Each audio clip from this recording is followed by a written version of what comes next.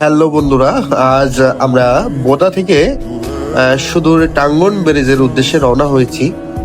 আসলে আমরা টাঙ্গন ব্রিজ দেখার উদ্দেশ্যে রওনা হই নাই। আজ একটা বিশেষ দিন ছিল, সেটা হচ্ছে আমাদের কলিগ সবুজ হোসেন বোদা পঞ্চগড়ে সে কর্মরত আছে। তার মোটরসাইকেল কেনার পারপাসে আজকে সে অনেক দিন যাবৎ চেষ্টা করছিল, আজ সে মোটরসাইকেল কিনেছে। সেই উদ্দেশ্যে আমাদের খাওয়ানোর জন্য নিয়ে যাচ্ছে সেই টাঙ্গন ব্রিজের পাশেই অবস্থিত আটোয়ারি বোদা রোডের মাঝখানটায় বললে ভুল হবে না, মাঝখানটায় এই হোটেল অবস্থিত। আসলে আমরা চলে এসেছি ইতিমধ্যেই, অনেকটা পথ পাড়ি দিয়ে সেই টাঙ্গন নদীর উপরের হোটেলে। তো ইতিমধ্যে আমরা পৌঁছে গেছি।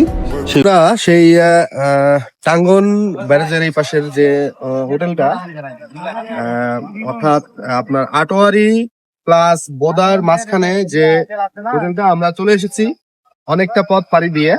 হ্যাঁ, এখন আমরা এখানে চীনা হাঁসের মাংস দিয়ে খাওয়া দাওয়া। আরেকটা কথা না বললেই নয়, এটা কিন্তু টাঙ্গন নদী, নদীটা ভরে গেছে, ইদানিং নদীটা ভরে গেছে একদম। হ্যাঁ, যার কারণে কচুরি পানায় ভর্তি। তো আসেন আগে খাওয়া দাওয়া করে নি, খাওয়া দাওয়া করে হবে। এই যে এই চীনা হাঁস গুলাই এরা ফার্মের থেকে কিনে আনছে, গ্রাম থেকে এনে এখানে স্টকে রেখে দিচ্ছে। এটাই সেই ঠাকুরগাঁয়ের টাঙ্গন নদী।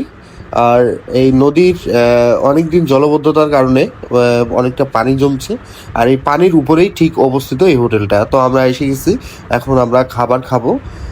তো এই যে আমাদের মিল্টন মন্ডল পঞ্চগড় থেকে এসেছে। তো প্রথমে পটল ভাজি আর পেঁয়াজ ভাজি। এখানে লাইটের স্বল্পতা, এখানে লাইটের ব্যবস্থা এরকম নাই। তো এটাতে শুরু করি। তো সেই কাঙ্ক্ষিত চীনা হাঁসের মাংস আমরা পেয়ে গেছি। রান্নাটার কালার ছিল একবারে অসাধারণ কালার। তো প্রথমে যে ব্যাপারটা আমার সামনে লাগলো, এটা হচ্ছে হাঁসের মাংস না, হাঁসের পায়ের যে নখের অংশটা, সেটা আমার কাছে খুব বাজে লাগছিল। আর এই মাংসটা খুব বেটার ছিল। বাট আমি যতটুকু জানি, এর আগেও এখানে আমি এসেছিলাম, এখানে রান্নার কোয়ালিটি এবং রান্না স্বাদ অনেক ভালো। বাট এখানের একটা সমস্যা আছে। সেই সমস্যাটা হলো যে আপনি 150 টাকা দিয়ে যেটা খাচ্ছেন বা আমরা খাচ্ছি, আসলে এইখানকার পরিমাণটা অতটা না। পরিমাণটা নিয়ে একটু সমস্যা। তাছাড়া এইখানকার রান্না বান্না অনেক সুস্বাদু এবং ভালো। আপনিও চাইলে ট্রাই করতে পারেন। এখানে আসলে খাবারটার টেস্টটা অনেকটাই ভালো, অনেক সুস্বাদু খাবার। তো সবাই চলে আসবেন।